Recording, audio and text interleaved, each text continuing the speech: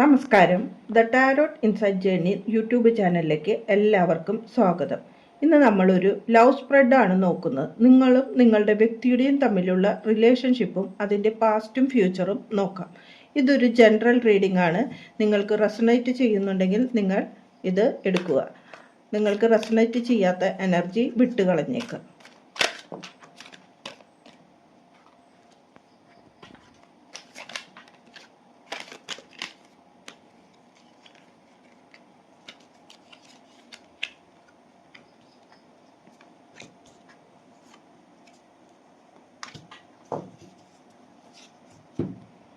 നിങ്ങളുടെ എനർജി ഇവിടെ ace of pentacle എന്ന കാർഡാണ് വന്നത്.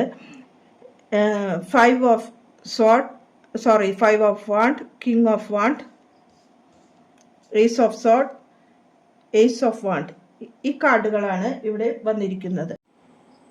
ഏസ് ഓഫ് പെൻറ്റക്കിൾ എന്ന കാർഡ് പറയുന്നത് നിങ്ങൾ സ്ഥിരതയുള്ള ഒരു ബന്ധത്തിനാണ് ആഗ്രഹിക്കുന്നത് എന്ന് കാണുന്നു.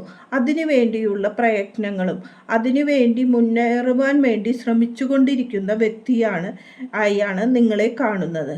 പക്ഷെ നിങ്ങളുടെ ജീവിതത്തിൽ പല ലഹളകളും പോരാട്ടങ്ങളും നിങ്ങൾ നടത്തിക്കൊണ്ടിരിക്കുന്നതാണ് കാണുന്നത്. മറ്റുള്ള വ്യക്തികൾ നിങ്ങളെ അടിച്ചമർത്തുവാൻ ശ്രമിക്കുന്നതും നിങ്ങളെ മാനസികമായി തകർക്കുന്ന ചില സന്ദർഭങ്ങൾ ഉണ്ടാകുന്നതും കാണുന്നു.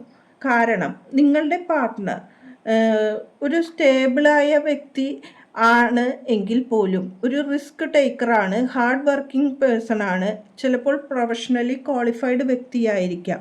എങ്കിൽ പോലും പല സ്നേഹബന്ധങ്ങളിലോ അല്ലെങ്കിൽ മറ്റുള്ളവർ പറയുന്നത് കേൾക്കുന്ന വ്യക്തിയോ പെട്ടെന്ന് തന്നെ മറ്റുള്ളവർ പറയുന്നത് കാര്യങ്ങളിലേക്ക് വഴുതിപ്പോകുന്ന വ്യക്തിയുമായിട്ടാണ് കാണുന്നത്.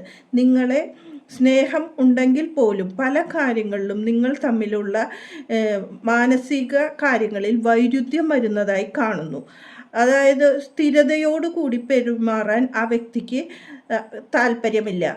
ആ വ്യക്തിയുടെ സ്വാതന്ത്ര്യത്തിനും ആ വ്യക്തി ചെയ്യുന്ന പ്രവർത്തികൾക്ക് സപ്പോർട്ട് ചെയ്യുവാനുമാണ് നിങ്ങൾക്ക് അങ്ങനെയുള്ള വ്യക്തിയായി നിങ്ങൾ മാറണമെന്നാണ് നിങ്ങളുടെ പേഴ്സൺ താല്പര്യപ്പെടുന്നത്.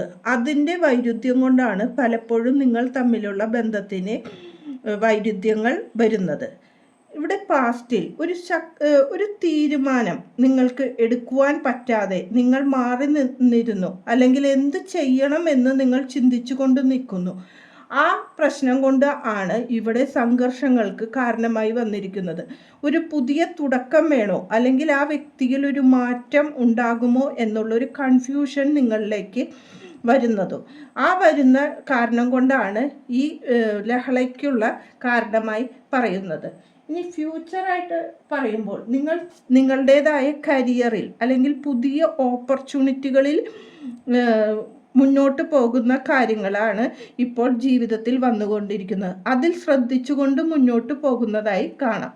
കൂടാതെ നിങ്ങൾക്ക് ഈ ബന്ധത്തിൽ ഒരു പുതിയ ഓപ്പണിങ്ങോട് കൂടി ആ വ്യക്തി വരികയാണെങ്കിൽ നിങ്ങൾ സ്വീകരിക്കുവാൻ തയ്യാറാണ് എന്ന് കാണുന്നു. പക്ഷേ ആ വ്യക്തിയിലുള്ള വിശ്വാസവും പൂർണ്ണതയും ഇപ്പോൾ നിങ്ങൾക്ക് ഇല്ല എന്ന അവസ്ഥയിലാണ്. അതുകൊണ്ടാണ് നിങ്ങളുടെ ബന്ധത്തിൽ ഇപ്പോൾ ഈ വിള്ളലുകൾ വന്നതായി കാണുന്നത്. ഇതിനെ ക്ലാരിഫിക്കേഷനായി എടുക്കുമ്പോൾ ടെമ്പറൻസ്, ഒരു ബാലൻസോട് കൂടി ഈ ബന്ധം മുന്നോട്ട് പോകണം എന്നതാണ് പറയുന്നത്. രണ്ടുപേരും ഒരു ഉറച്ച തീരുമാനത്തോടോ പല കാര്യങ്ങളിലുള്ള വൈരുദ്ധ്യം കൊണ്ടോ ആണ് ഈ ബന്ധത്തിൽ ഈ വിള്ളലുകൾ വരുന്നതായി കാണുന്നത്. അതുകൊണ്ട് ബാലൻസ് എപ്പോഴും കീപ്പ് ചെയ്ത് ഈ ബന്ധത്തിൽ പോവുകയാണെങ്കിൽ ഈ ബന്ധത്തിൽ ഒരു തുടർച്ചയുണ്ടാവും.